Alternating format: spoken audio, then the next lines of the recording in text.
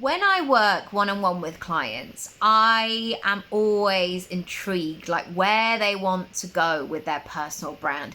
Where are the places and the spaces that they want to be hanging out in? What are they building? And I always invite them to express the ideal version.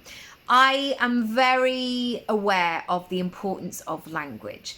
And I never want somebody to say something casually when they mean something else. So I'm always like teasing it and pulling it out of them. Like, what do you mean? What do you actually want to mean? Is it this or is it that?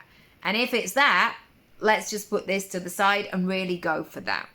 However, sometimes what we need to look at is the process of how then you get to that place where you're good to go.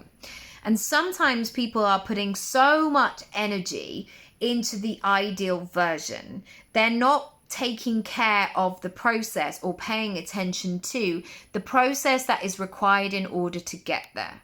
And often the big things that you want to do only are achievable because you've done the small things, because you've built the reps. And yes, we hear sometimes these stories where somebody emerges from nowhere and something just happens by chance. But sometimes what also can happen on a negative point of view is we're so busy waiting for the big thing that when eventually the big thing comes along, we mess it up because we're not ready.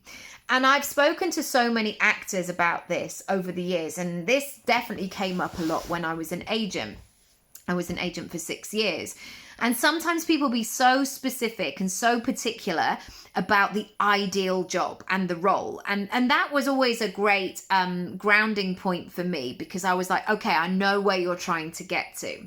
But they would almost be dismissive of the things that would take them there.